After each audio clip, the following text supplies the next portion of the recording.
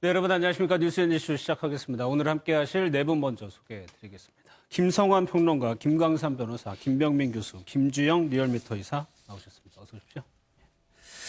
오늘 저희가 준비한 소식부터 살펴보도록 하겠습니다. 황교안 대표가 당무에 복귀를 했는데 당으로 돌아가지 않고요. 청와대 앞에다가 텐트를 설치했습니다. 여기에서 직무를 보겠다는 얘기입니다.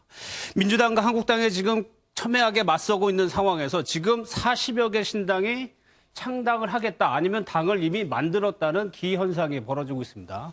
왜 그러는지 한번 살펴보도록 하겠습니다. 사마강 검찰 수사관의 메모에서 윤석열 총장에게 쓴 편지가 발견이 됐다고 언론 보도가 나왔습니다. 우리 가족에 대한 배려를 바란다. 이 문구 때문에 여러 가지 해석이 나오고 있는데 첫 소식은요. 황교안 대표 소식으로 시작하겠습니다.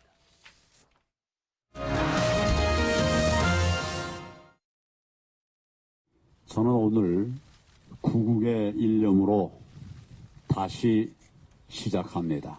국민 여러분들의 따뜻한 격려와 걱정 그리고 성원에 엎드려 옵니다.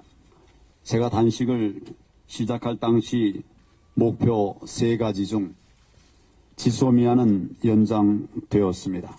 단식 이전의 자유한국당과 그 이후의 자유한국당은 확연히 달라질 것입니다. 괜찮아. 대표님 오실 때까지 천막 지켰어요. 우리 하나예요. 대한민국이에요. 잘 지켜야 돼. 쉽지 않은 일을 나라 살리기 위해서 이렇게 몸을 던져줘서 고맙습니다. 정의호 최고위원님 같이 계셔서 같이 견뎠어요. 대표님께 이어가려고.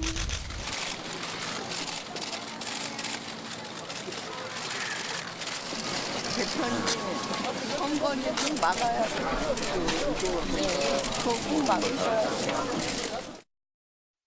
저희가 영상으로 요약을 해드렸는데 황교안 대표가 이제 당무에 복귀를 했습니다. 첫 행보가 두 최고위원들, 단식하고 있는 두 최고위원들을 찾아가서 일단 김성환 평론가 두 최고위원들도 단식을 일단 끝냈습니다, 오늘. 네. 단식을 계속할 수 있는 상황도 못 되고요. 예. 사실은 황교안 대표도 8일 만에 단식을 중단했잖아요. 그랬죠. 근데 지금 닷새 정도 단식을 한 상황이니까 더 이상 건강을 해치게 두기는 좀 어려웠을 거라고 생각하고요. 그리고 뭐 지금 국회가 다 올스톱되어 있는 상황이기 때문에 좀 더 투쟁을 집중력 있게 해야 할 필요가 있었다 이렇게 생각이 됩니다. 근데 저는 뭐 그런 생각은 좀 드는데요. 반대로 예. 또 생각하자면 그러니까 애초에 이제 청와대 앞에 가서 단식을 했을 때도 뭔가 좀 핀트가 어긋나는 것 같다는 얘기들을 많이 했잖아요. 예. 그러니까 국회 차원에서 논의해야 될 내용을 왜 대통령 앞에 가서 대통령한테 문제 해결을 해달라고 요구하느냐. 이런 얘기를 하는데 황교안 대표 오늘 다시 청와대 앞에 가가지고 기자회견하는 걸 보니까 예.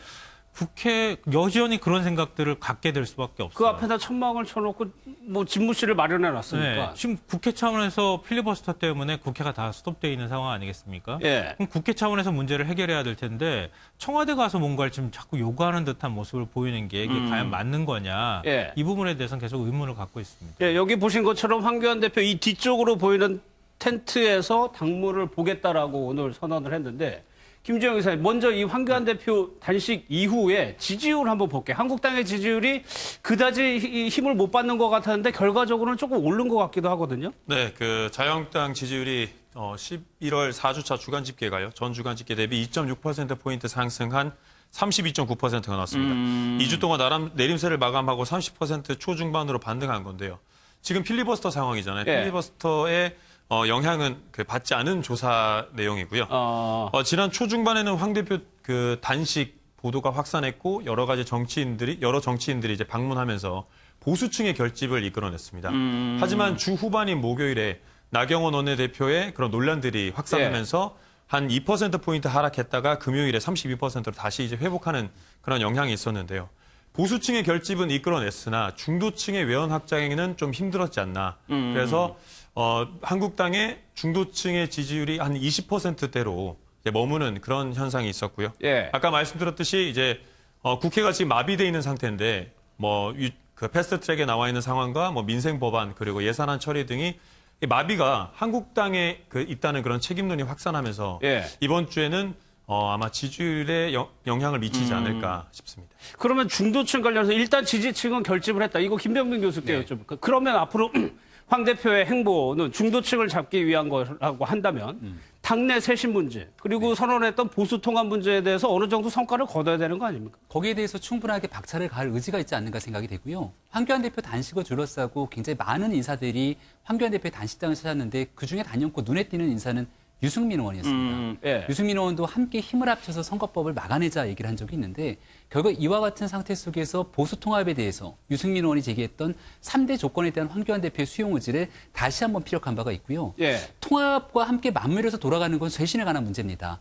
그동안 이 쇄신을 하기 위해서 한국당 내에 여러 사람들이 가지고 있는 당직 문제 속에서 과연 쇄신을 제대로 이뤄낼 수 있겠는 거야라고 하는 예. 의구심들이 있었는데 오늘 여의도 연구원장을 비롯한 당 사무총장, 사실 당의 사무총장은 총선에 대한 공천 등에 대한 역할들을 진두지휘하는 굉장히 중요한 자리이기도 하거든요. 근데 이 모든 당직을 가지고 있는 사람들이 전부 다 내려놓으면서 일과사퇴하고 쇄신을 위해서 갈 수 있는 길을 깔아놓겠다는 겁니다. 예. 그러니까 황교안 대표가 단식을 하게 됐던 계기는 일단은 문재인 정부에 강력하게 맞서 싸우겠다라고 하는 여러 가지 의제 피력이 있었던 만큼 예. 이제는 선거가 다가오고 있으면서 조금 전에 얘기했던 중도층의 민심까지 끌어당기기 위한 통합과 쇄신의 길을 이제부터 제대로 열어가겠다라고 하고 의지를 예. 제대로 보여주고 있는 그런 상황이 아닌가 그게 보입니다. 이제 당직자들이 일괄 살퇴한 것이 그 시작이 될 수 있을 거라는 얘기죠. 여러 가지 지금 남아있는 난제들이 여전히 진행 중이기 때문에 황 대표가 앞으로 어떤 행보를 보이느냐.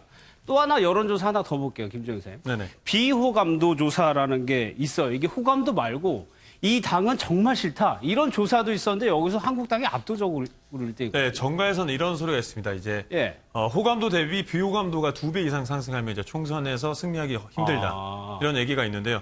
저희가 조사한 건 아니고요. 한국사회여론연구소 KSOI가 29일과 30일 이틀에 조사한 건데 내년 총선에서 절대 뽑지 않아야 될 정당 1위가 예. 한국당이 나왔습니다. 44.4%. 절대 뽑지 않을 정당. 네, 그리고 선호도 조사에서는 민주당이 33.4%가 나왔고요. 그 한국당은 21.3%, 그다음에 정의당 순이었습니다. 이 부분을 앞으로 극복을 해야 되는 건데 김광산 변호사님 아까 말씀하신 대로 지금 무대는 국회로 가 있단 말이에요. 청와대 앞에서 계속적으로 항의를 하는 것이 어떤 효과를 거둘 수 있냐. 국회로 이게 포인트로 옮겨가야 되는 건 아니냐는 좀 생각도 들거든요. 제가 볼 때는 뭐 청와대 턱 밑에서 저렇게 뭐 현장 회의도 하는 것들이 청와대에 어떤 압박을 줄 거라고 생각하는 것 같은데 예. 제가 볼 때는 그런 압박을 느낄까요? 너무나 이제 선거법이랄지 이제 패스트트랙과 관련된 법안에서 너무 평행선이잖아요.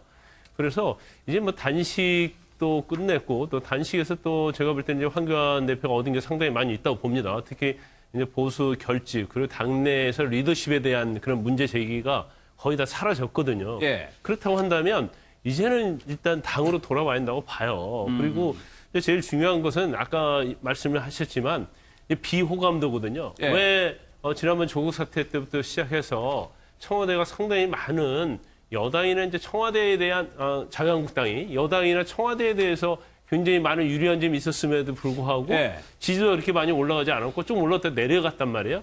그것은 아까 말씀드린 것처럼 비호감도라고 봅니다. 이 호감은 언제든지 좀 약간 바뀔 수가 있어요. 근데 예. 비호감이라는 것은 사람의 머릿속에 딱 각인이 되어 있기 때문에 그냥 무조건 싫다라는 것이 될 수 있는 거거든요. 그런데 제가 볼 때는 자유한국당의 지지도가 그렇게 올라가지 않는 이유 중에 하나가 비호감도가 너무 강하다는 거죠. 그럼 네. 이 비호감도를 어떻게 호감도 아니면 적어도 가운데 중립적인 측면으로 가져갈 거냐. 그렇죠. 그게 제일 중요한데 그렇다고 한다면 물론 뭐 선거법과 관련돼서 사활을 걸고 있긴 있는데 그 과정에 있어서 어떠한 국민이 이해할 수 있는 부분 예. 그런 것들에서 좀 약간 합리적인 그런 투쟁 방식을 해야 하는데 국민의 어떤 생각과 너무 멀어져 있다 보니까 예. 계속해서 비호감도에 머무르 있다 보니까 결국 투쟁의 동력도 찾지 못하고 있지 않나 싶습니다. 알겠습니다.